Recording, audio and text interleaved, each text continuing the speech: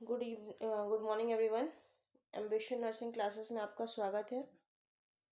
और आज जो हम लोग टॉपिक पढ़ेंगे उसका नाम है न्यूरोग्लिया। कल न्यूरॉन्स हम लोगों ने पूरा कर लिया था क्लास 3 में।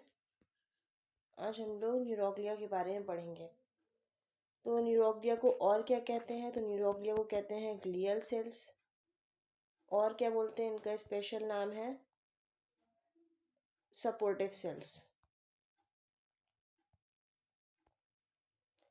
ये जैसा कि हम लोगों ने पढ़ा था कि ये कैसे होते हैं, ये नॉन एक्साइटेटरी सेल्स होते हैं, लेकिन ये इनमें सेंट्रोसोम्स प्रेजेंट होता है। नॉन एक्साइटेबल सेल्स होते हैं पर सेंट्रोसोम्स प्रेजेंट होता है, इसीलिए क्या होते हैं, आगे डिवाइड होते हैं, फर्दर डिवाइड। अब न्यूरोग्लिया जो है वो दोनों में मिलता है। एक आपका सीएनएस में मिलता है और एक पीएनएस यानी कि पेरिफेरल नर्वस सिस्टम में मिलता है। तो जो आपका सीएनएस में मिलता है वो कौन कौन से होते हैं? एस्ट्रोसाइट्स होते हैं। दूसरा आपके हो गए ओलिगोडेंड्रोसाइट्स हो गए। तीसरे आपके हो गए एपिडाइमल सेल्स हो गए। और चौथे आपके कौन से हो गए? माइक्रो ग्लियल सेल हो गए। और जो पीएनएस में होते हैं वो सिर्फ दो होते हैं। एक होता है आपका श्वान सेल्स और एक होता है आपका सैटेलाइटिक सेल। दो आपके किसमें होते हैं? पेरिफेरल नर्वस सिस्टम में होते हैं। तो अब बात कर लेते हैं हम लोग चारों की।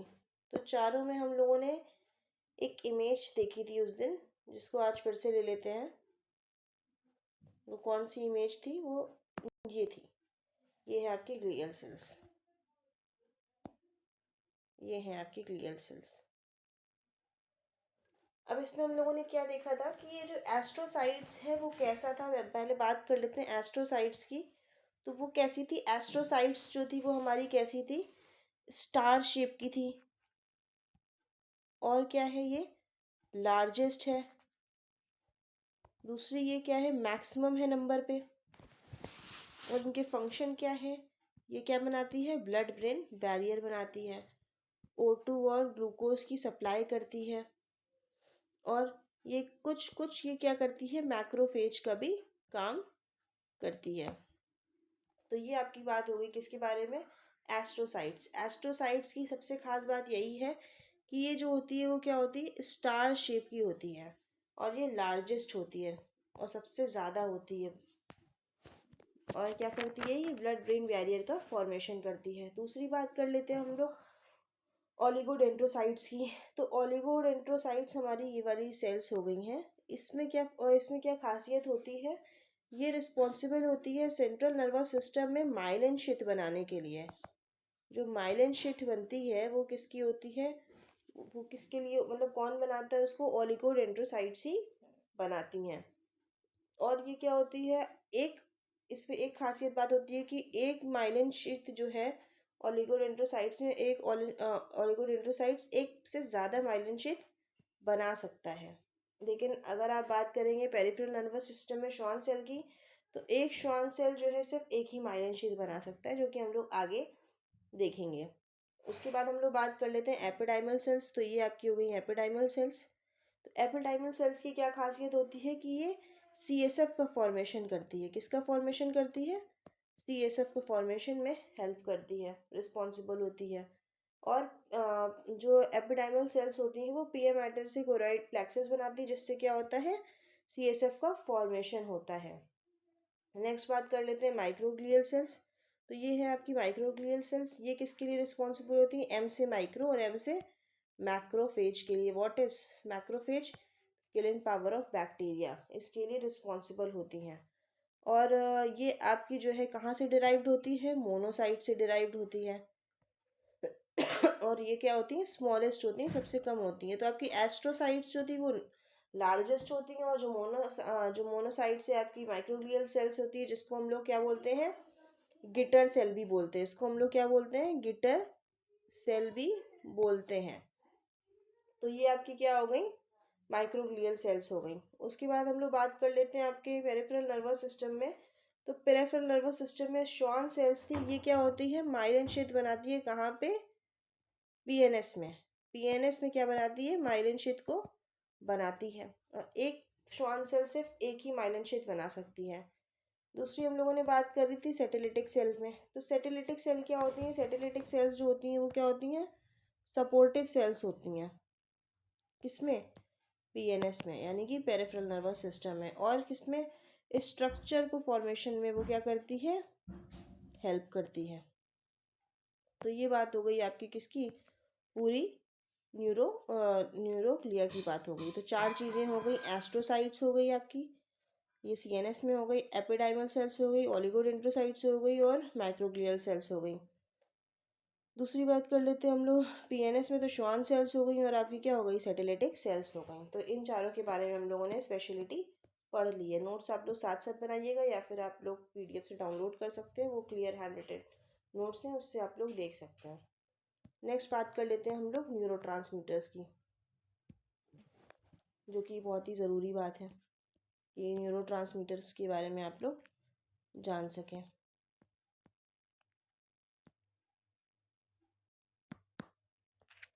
तो न्यूरो जो होते हैं वो एक केमिकल सब्सटेंस होते हैं। ये क्या होते हैं? एक तरह के केमिकल सब्सटेंसेस होते हैं।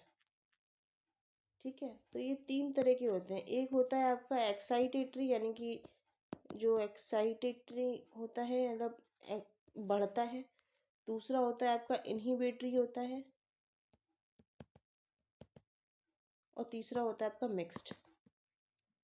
ये तीन तरह के होते हैं। तो आपको एक्साइटेटरी में अगर याद करना है तो आप इस तरह से याद कर सकते हैं, गाना है, कुछ भी होगा आपको गाना है। तो जी से आपका हो गया क्या? ग्लूटामिन। ए से हो गया आपका एसिटाइल कोलिन। एन से हो गया नाइट्रस ऑक्साइड। ए से हो गया आपका एस्पार्टेट। और एच से हो गया आपका हिस्टामिन। तो ये हो गए आपके एक्साइटेटरी के। अब इनहिबिटरी की बात कर लेते तो इनहिबिटरी में आते हैं आपका गाबा आता है, और आपका सीरोटोनिन आता है, और डोपामिन आता है। ये आपके इनहिबिटरी होते हैं। तीसरी चीज़ हो गई आपकी मिक्स्ड में आता है आपका एड्रेनलिन आता है। दूसरा आता है आपका नॉर एड्रेनलिन आता है, या फिर इनको एपिनेफ्रिन और नॉर एपिनेफ्रिन के भी नाम से कह सकते हैं। अब गाबा जो न्यूरोट्रांसमीटर होता है वो अगर कम हो जाए तो उससे क्या होगी? आपकी एंजाइटी होगी। और जो डोपामिन अगर कम हो जाए, तो डोपामिन अगर कम हो जाएगा तो क्या होगा? उससे आपको डोपामिन कम होगा तो पार्किनिज्म होगा, और बढ़ेगा तो क्या होगा? सीजोफ्रेनिया होगा। ये चीज़ें कुछ याद रखने वाली होती हैं। इसके बाद हम लोग बात कर लेते हैं आपके नर्वस सिस्टम का क्लासिफिकेशन हम लोग ऑलरेडी पढ़ चुके हैं, और सेंट्रल नर्वस सिस्टम की तरफ हम लोग बढ़ेंगे कि सेंट्रल नर्वस सिस्टम में क्या होता है। तो सेंट्रल नर्वस सिस्टम में हम लोगों ने दो चीज़ें ऑलरेडी पढ़ लिया था। क्लियर? तो दो चीज़ें क्या क्या पढ़ी थी हम लोगों ने सेंट्रल नर्वस सिस्टम में? तो एक पढ़ा था आपने ब्रेन, और एक पढ़ा था आपने स्पाइनल कॉर्ड। तो ब्रेन और स्पाइनल कॉर्ड हम लोगों ने पढ़ा था। तो अब ब्रेन की बात कर लेते हैं। तो ब्रेन को हम लोग एनसेफ्लॉन भी कहते हैं। क्या बोलते हैं? एनसेफ्लॉन। तो ब्रेन में तीन चीज़ें हो गई आपकी। एक हो गई फोर ब्रेन, एक हो गई मिड ब्रेन, एक हो गई हिंड ब्रेन। तो ये आपका हो गया फोर ब्रेन, ये हो गया आपका मिड ब्रेन, और ये आपका हो गया हिंड ब्रेन। ये तीन चीज़ें हो गई। इसको हम लोग बोलते हैं प्रोसेंसेफ्लॉन, इसको हम लोग बोलते हैं मेसनसेफ्लॉन, और इसको हम लोग बोलते हैं रोम्बेनसेफ्लॉन। तो ये तीन बातें हो गई। अब प्रोसेंसेफ्लॉन में दो चीज़ें आ जाती। एक होता है टीलेनसेफ्लॉन, और एक होता है डाइनसेफ्लॉन। ये आपकी दो बातें इसमें आ गई हैं। और आपका जो मिड ब्रेन है उसमें क्या आएगा? टैक्टम आएगा, सब्सटेंशिया नाइग्रा आएगा। ये तीन चीज़ें इसमें आ जाएंगी आपकी। और हिंड ब्रेन में आपको क्या आएगा, पॉन्स आएगा, सेरिबेलम आएगा और मेडुला ऑब्लिगेंडा आएगा। ये हो गया आपका इसका क्लासिफिकेशन। अब नेक्स्ट बात कर लेते हैं टेलेनसेफलॉन में क्या क्या चीज़ें आती हैं आपकी। तो टेलेनसेफलॉन में क्या क्या आता है आपका, टेलेनसेफलॉन में आपका आएगा सेरिब्रम आएगा, बेसल गैंग्लिया आएगा और एमाइगडाला आएगा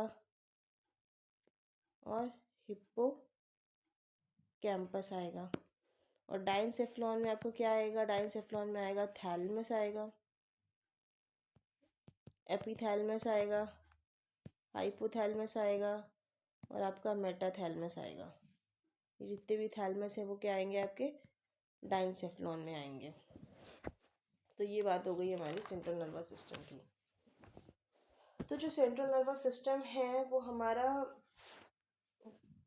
कई तरह से वर्क करता है। जैसे कि मान लीजिए आपका ये क्या है, ब्रेन है, ये ब्रेन्स की लेयर है,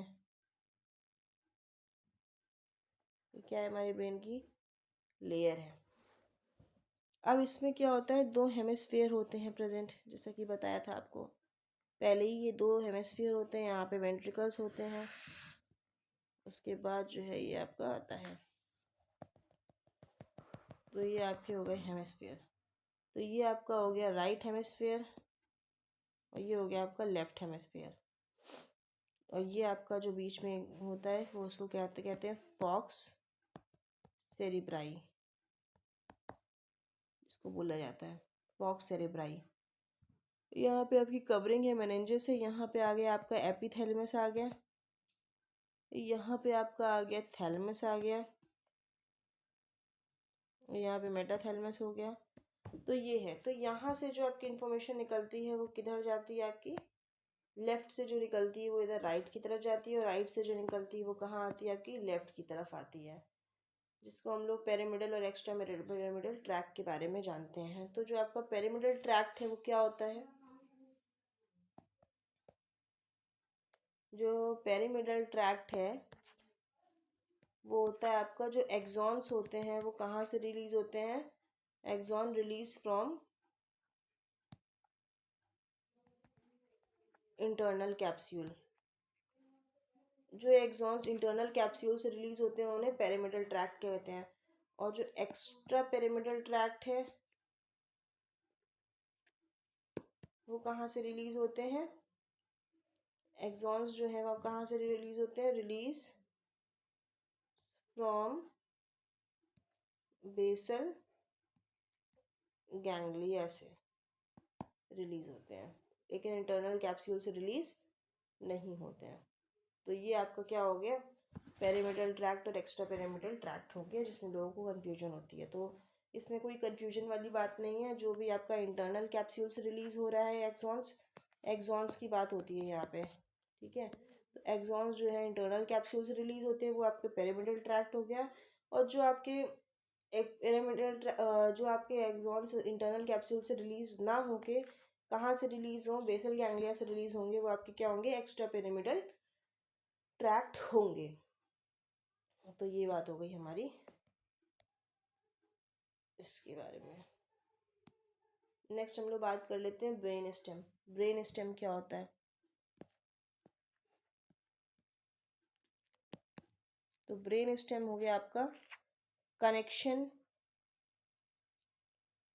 between cerebrum to spinal cord, ये आपका ब्रेन स्टेम हो गया। इसमें तीन चीज़ें आती हैं, एक आता है आपका पॉन्स, एक होता है आपका मेडुला ऑब्लिगेंडा और तीसरा आता है आपका मिड ब्रेन। तो इनके बारे में हम लोग बाद में डीप में स्टडी करेंगे। आगे हम लोग जाते हैं मेनिंजेस के ऊपर, जो कि सबसे इम्पोर्टेंट चीज़ है। तो मेनिंजेस के बारे में एक बार देख लेते हैं कि मेनिंजेस क्या है। तो ये आपकी मेनिंजेस है। पहली बात तो मेनिंजेस होती क्या है, तो मेनिंजेस जो होती हैं वो क्या होती हैं आपकी, सबसे पहली बात तो मेनिंजेस आपकी होती क्या है।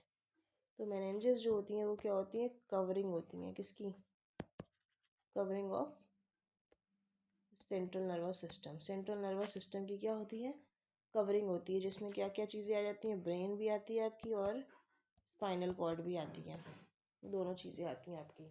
और ये किससे मिलके बनी होती है, फाइब्रस कनेक्टिव टिश्यू से मिलके बनी होती है। इनकी 3 लेयर होती है, एक होती है आपकी ड्यूरा मैटर होती है, एक होती है एरिकनॉइड मैटर होती है, एक पिया मैटर होती है। जो ड्यूरा मैटर है इसको क्या बोलते हैं, पैची मेनिंजेस भी बोलते हैं। क्लियर। और जो आपकी एरिकनॉइड मैटर है उसके बाद क्या है आपकी पिया मैटर है। तो सबसे ऊपर आपकी आ गई ये जो लेयर आ गई आपकी यहाँ वाली, इसको क्या बोलेंगे हम लोग, ड्यूरा। सबसे ऊपर तो स्कल होता है, उसके नीचे क्या होगा आपका ड्यूरा मैटर होगा। फिर उसके बाद आपका जो है नीचे आपको क्या होगा, एरेक्नॉइड मैटर होगा। सबसे अंदर क्या है, पिया मैटर होगा। इसके अंदर आपका आएगा कोरोइड प्लेक्सिस। इसी के अंदर क्या होगा आपका CSF का फॉर्मेशन होगा। तो ये बात हो गई आपकी मेनिंजेस की। तो मेनिंजेस की बात कर लेते हैं हम लोग अच्छे से। कि अगर मान लीजिए पैची मेनिंजेस का यानी कि ड्यूरामेटर का अगर आपका इन्फ्लामेशन हो जाता है और तो उसको क्या बोलते हैं, पैची मेनिंजाइटिस बोलेंगे। क्या बोलेंगे उसको, पैची मेनिंजाइटिस बोलेंगे। अगर आपका ड्यूरा मैटर का इन्फ्लामेशन हो जाता है तो उसको पैची मेनिंजाइटिस कहेंगे। और अगर आपका पाया मैटर और एक्नॉइड मैटर का कलेक्टिव क्या बोलते हैं, लेप्टोमेनिंजिस बोलते हैं। अगर आपका जो पाया मैटर है और एरेक्नॉइड मैटर है उसको कलेक्टिवली क्या बोलेंगे, लेप्टोमेनिंजिस। अगर इनका इन्फ्लेमेशन हो जाता है तो क्या बोलेंगे, लेप्टोमेनिंजाइटिस ये बोलेंगे। अब इनके बीच में 3 स्पेस प्रेजेंट होती है। अब कौन कौन सी वो 3 स्पेस हैं आपकी, हो गई एक तो एपीड्यूरल स्पेस हो गई, एक हो गई आपकी सब ड्यूरल स्पेस हो गई, और तीसरी हो गई आपकी सब एरेक्नॉइड स्पेस हो गई आपकी। एपीड्यूरल स्पेस कौन सी होती है, जो क्रेनियम बोन होती है आपकी स्कल के बीच में और जो ड्यूरा मैटर होता है उसके बीच में जो स्पेस होती है उसको एपीड्यूरल स्पेस कहते हैं। सब ड्यूरल स्पेस जो होती है वो क्या होती है, ड्यूरा मैटर और जो होती है एरेक्नॉइड मैटर के बीच में स्पेस होती है उसे सब ड्यूरल कहते हैं। और सब एरेक्नॉइड कौन सी होती है, जो होती है आपकी एरेक्नॉइड मैटर और पिया मैटर के बीच में जो स्पेस होती है उसे सब एरेक्नॉइड स्पेस कहते हैं। तो जो ड्यूरा मैटर होता है, तो ड्यूरा मैटर होता क्या है, ड्यूरा मैटर जो होता है वो आउटर कवरिंग होती है ब्रेन की अगर 3 कवरिंग है तो जो आउटर कवरिंग है उसे क्या बोलेंगे, ड्यूरा मैटर बोलेंगे। और ये सैक्रम के S2 लेवल पे क्या होती है, प्रेजेंट होती है। और क्या होता है, ड्यूरा मैटर जो होता है फर्दर डिवाइड होता है 2 में, एक होता है एंडोऑस्टिएट में और एक होता है इनर में होता है मेनिंजेस ड्यूरा मैटर में। फिर उसके बाद क्या होता है, जो एपिड्यूरल स्पेस होती है जो ब्लड वेसल्स में, वहाँ पे क्या प्रेजेंट होती हैं, आर्टरीज होती हैं। अगर इसमें अगर इंजरी हो जाए यानी कि रप्चर हो जाए तो ये आपका क्या कहलाएगा, एपीड्यूरल हेमेटोमा। इसमें क्या होता है, ऑन स्पॉट डेथ हो जाती है, क्योंकि यहाँ पे आर्टरीज होती हैं तो रप्चर होती है, इसीलिए इसको मोस्ट डेंजरस हेड इंजरी बोलते हैं। क्योंकि इसमें क्या होता है, एपिड्यूरल स्पेस में आपके आर्टरीज प्रेजेंट होती हैं और वो अगर रप्चर हो जाती हैं तो क्या होता है, हेमाटोमा हो जाता है, जिससे डेथ भी हो जाती है। अब सब ड्यूरल स्पेस में क्या होता है, सब ड्यूरल स्पेस में आपका वेन्स प्रेजेंट होती हैं। तो वेन्स में अगर इंजरी हो जाए मान लीजिए, है ना, अगर यहाँ पे इंजरी हो जाए तो क्या होता है, इतना हार्म नहीं होता है, होता है लेकिन इतना हार्म नहीं होता, ऑन स्पॉट डेथ की चांसेस नहीं होती हैं। तो ये आपका हो गया क्या, सब ड्यूरल हेमाटोमा हो गया। अब नेक्स्ट बात कर लेते हैं, 3 फोल्ड होते हैं हम लोग के ड्यूरा मैटर के 3 फोल्ड, कौन से भी ड्यूरा मैटर ही चल रहा है तो ड्यूरा मैटर के फोल्ड हम आपको इमेजेस के थ्रू दिखाते हैं। ज़्यादातर इमेजेस के थ्रू ही दिखाने की कोशिश करेंगे ताकि ज़्यादा समझ में आए आप लोग को। तो ये आपके हो गए फोल्ड, ये फोल्ड हो गए आपके। तो ये जो है आपका क्या है, फोल्ड है। तो इसमें क्या होता है, एक होता है आपका 3 फोल्ड प्रेजेंट होते हैं इसमें।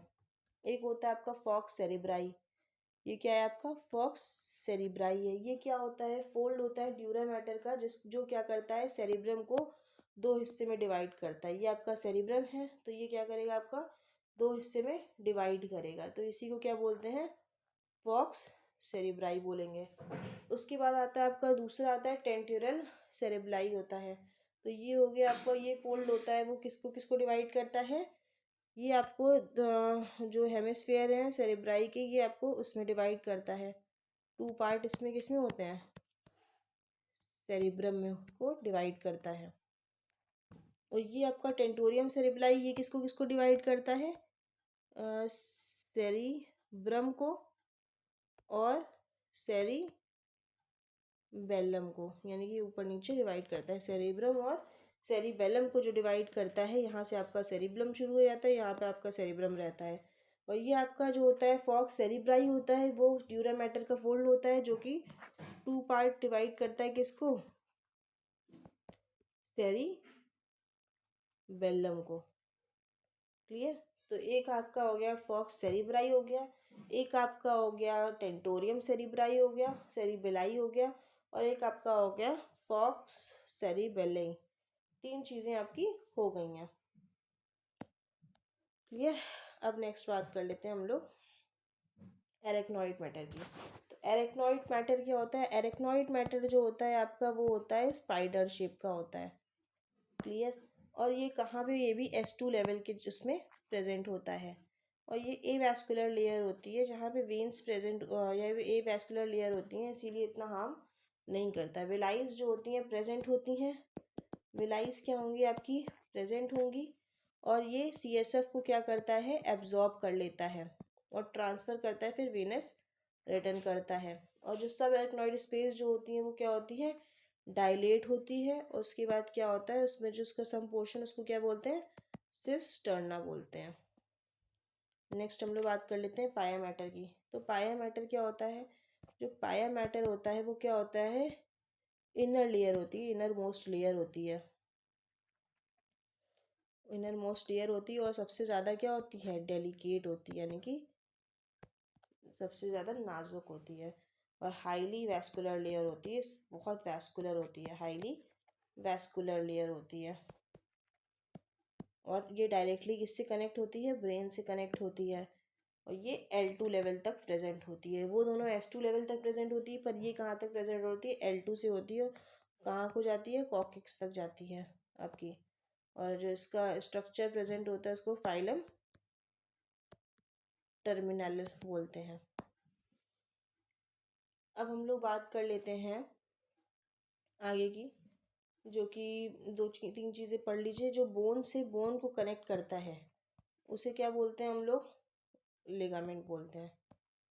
और जो बोन्स को आपको मसल से कनेक्ट करता है, उसको हम लोग बोलते हैं टेंडन बोलते हैं। और जो आपकी सबसे बड़ी मसल्स होती है, काफ बड़ी तो नहीं होती है, लेकिन जो आपकी काफ मसल्स होती है, उसको हम लोग सेकेंड हार्ट बोलते हैं, किसका, बॉडी का। नेक्स्ट बात कर लेते हैं हम लोग वेंट्रिकल्स की, और ये हमारा आज का लास्ट टॉपिक होगा, वेंट्रिकल्स। इसके बाद की चीज़ें हम लोग कल कंटिन्यू करेंगे। तो इमेज के थ्रू दिखाते हैं आपको वेंट्रिकल्स।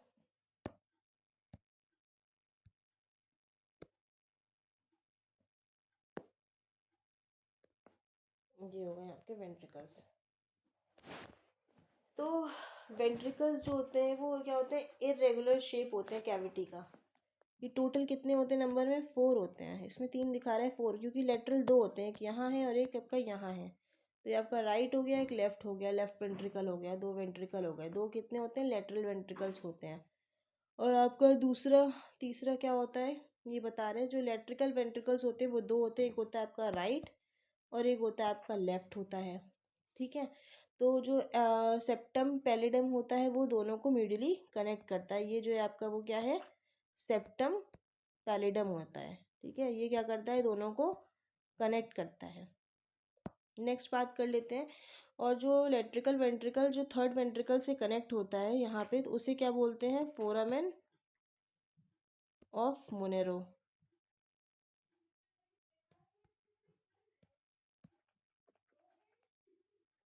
इसको क्या बोलते हैं, फोरामेन ऑफ मोनेरो। जो लेट्रिकल वेंट्रिकल्स को क्या करता है, थर्ड वेंट्रिकल से कनेक्ट करता है। अब थर्ड वेंट्रिकल्स की बात कर लेते हैं। तो थर्ड वेंट्रिकल क्या होता है हमारा, ये 2 लोब्स में प्रेजेंट होता है। जो थैलेमस की 2 लोब होती हैं उसमें क्या होता है, ये प्रेजेंट होता है।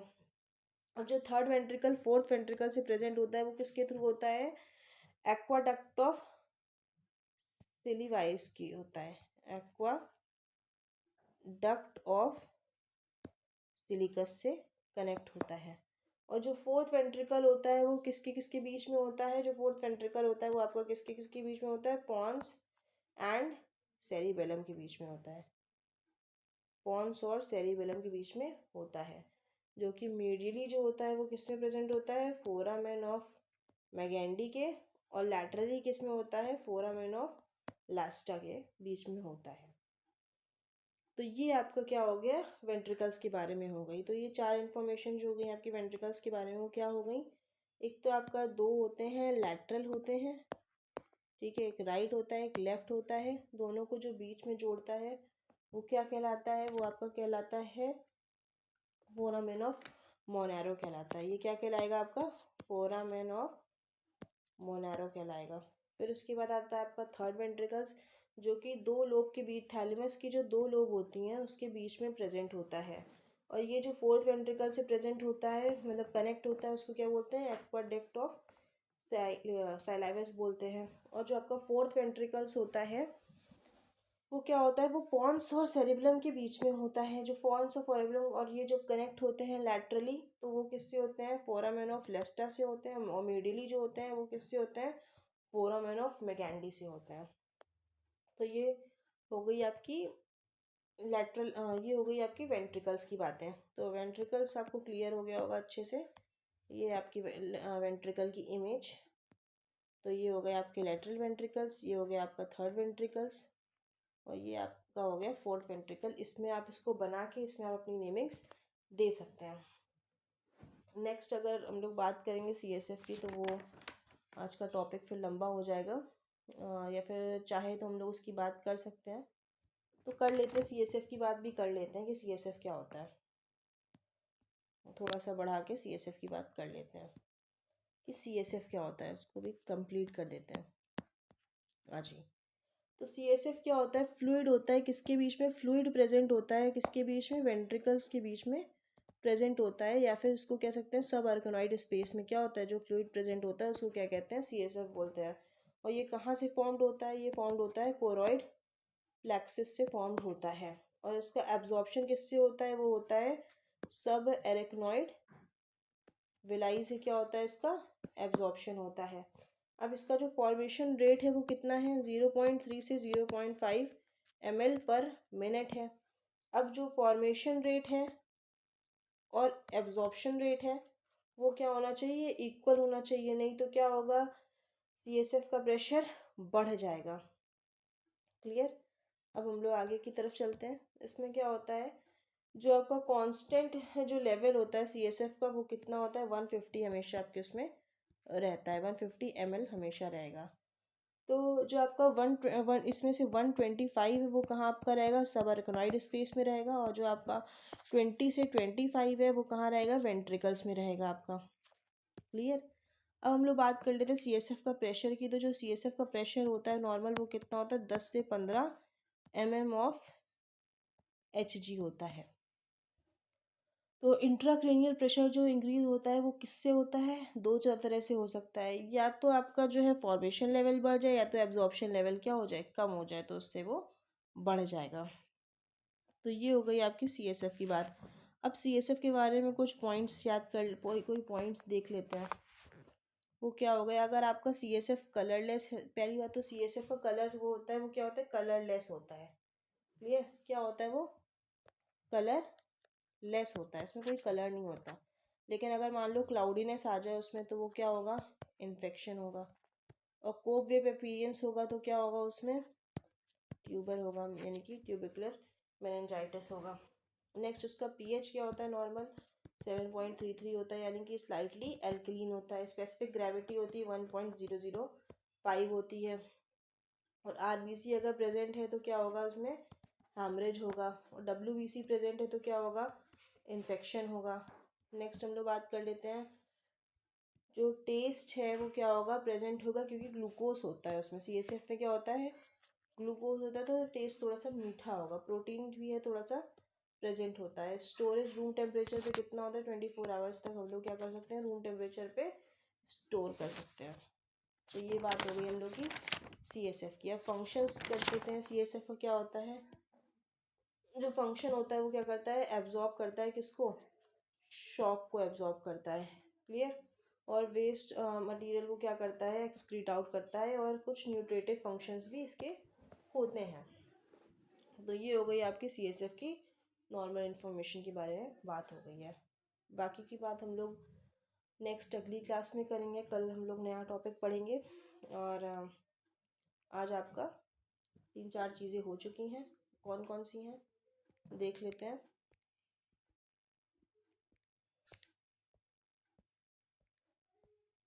अगर आप लोग साथ साथ नोट्स बना के चलेंगे तो आप लोग के लिए बहुत अच्छा रहेगा। तो एक हम लोगों ने पढ़ लिया आपका न्यूरोग्लिया पढ़ लिया। एक हम लोगों ने पढ़ लिया आपका न्यूरोग्लिया में पूरा कंप्लीट पढ़ लिया है, सारे टाइप्स पढ़ लिए उसके। दूसरा हम लोग न्यूरोट्रांसमीटर्स पढ़ चुके हैं। तीसरा हम लोग पढ़ चुके हैं मेनेंजेस पढ़ चुके हैं, पूरी इसकी लेयर्स पढ़ चुके हैं ब्रेन की। चौथा हम लोगों ने आज वेंट्रिकल्स के बारे में बात कर लिया। और पांचवा हम लोगों ने CSF के बारे में बात कर लिया। तो क्या क्या बात हो गई आज हमारी? आज हम लोग की बात हो गई न्यूरोग्लिया के बारे में बात हो गई, और CSF के बारे में बात हो गई, वेंट्रिकल्स के बारे में बात हो गई है, और न्यूरोट्रांसमीटर के बारे में बात हो गई है। एक कोई और चीज़ है जिसके बारे में बात हुई है?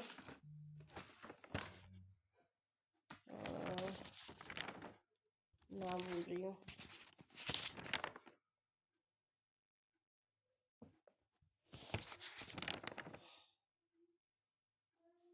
चलो जो भी होगी बताना उसको।